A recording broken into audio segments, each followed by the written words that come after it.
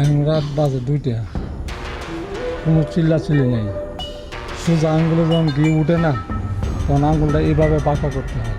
সত্যি তো, আপনি তো পাক্কা খেলোয়াড়।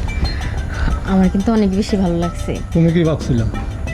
আমি তো ভাবছিলাম যে আপনার বয়স হয়েছে, আপনি হয়তো আমার চাহিদাটা পূরণ করতে পারবেন না। তো আপনি যে আমার এত ভালো চাহিদা পূরণ করবেন সেটা আমি বুঝতেই পারি নাই।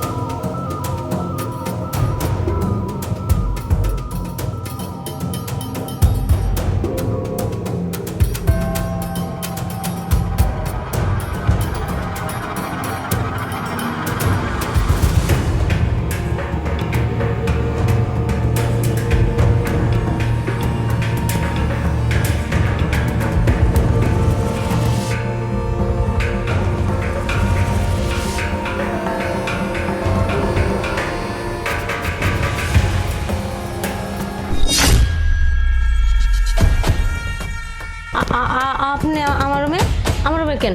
আর আপনি না তোমার শ্বাস কে দিছে যে আপনি আমার রুমে ঢুকছেন?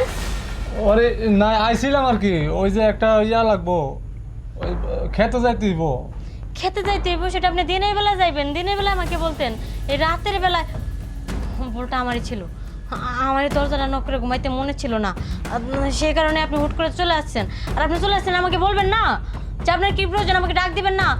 আপনি সরাসরি আমার গায়ে হাত দিতেছেন। না, কাপড়টা ওইদিকে পরে আছে, আমি করছি আর কি, কাপড়টা দিয়ে দিলাম। হয়েছে, বুঝতে পারছি কাপড়টা কোন দিকে পরে আসছিল আর আপনি কোন দিকে দিছেন। ঠিক আছে নাকি সেটা আমার বোঝা হয়েছে। এখন আপনি জানতো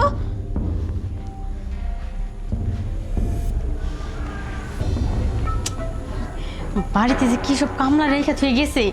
শয়তানটা বিতে যাওয়ার আগে কয়ে বলছিলাম যে ভালো একটা লোক রেখে যাইও, যাতে এই বাড়িতে আমি একা একা থাকবো, আমার কোনো অসুবিধা না হয়। একটা বয়স্ক লোক রেখে গেছে, হুট করে আজকে গায়ে হাত দিয়ে ফেলছে। যদি আবার অন্য কোনো কিছু করছে নাকি? না, সব কিছু ঠিকই আছে। তাও আমার কেন জানি একটু ভয় ভয় লাগতেছে। আর এখন তো অনেক রাত হয়ে গেছে, আশেপাশে তো কেউ নাই, তো তারে আমি ডাক দিব যে কেউ কোনো কিছু দেখছে নাকি। শুলে না, হাত দেওয়ার পরে আমার না কেমন কেমন যেন লাগতেছে। অনেকদিন পরে একজন পুরুষ মানুষের স্পর্শ পাইছি।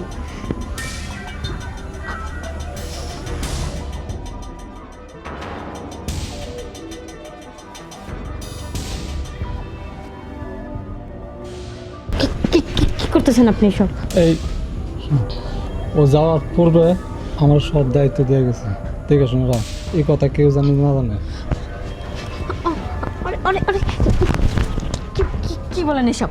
সব দায়িত্ব দিয়ে গেছে তাই বলে আপনি আমার উপরে বাঘের মতো ভেবে ঝাঁপিয়ে পড়বেন নাকি? হ্যাঁ, আমার দায়িত্ব আপনার কেটে নাই। আর আমার যে সম্পর্কগুলো আছে এইসব কিছু তো আমার স্বামীর জন্য। আপনি এসব কি করতেছেন? এখন রাত বাজে 2টা, কোনো চিল্লাচিল্লি নেই।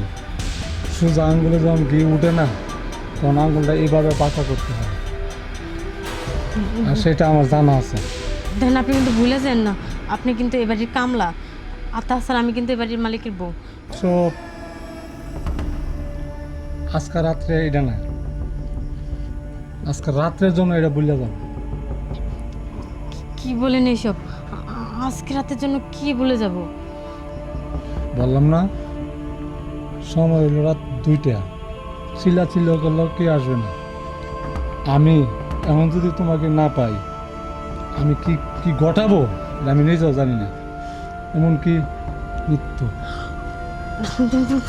না, আপনি এসব কি বলতেছেন? দেন, এইসব কোনো কিছু করেন না। আর আমার জন্য আমার অনেক দিনের শখ, আমি এত তাড়াতাড়ি মরতে চাই না। দেন, আমি আপনার হাত ধরে বলি, আপনি না আমার রুম থেকে বেরিয়ে যান। এই তো সুন্দর কথা কইছে, আমি এত সহজে মরতে চাই না। মরতে চাই না, এই দুনিয়ার মধ্যে কেউ মরতে চাই না, সবাই চাই বাঁচতে। বাঁচার রাস্তাটাই কিন্তু এইটা। চুপ।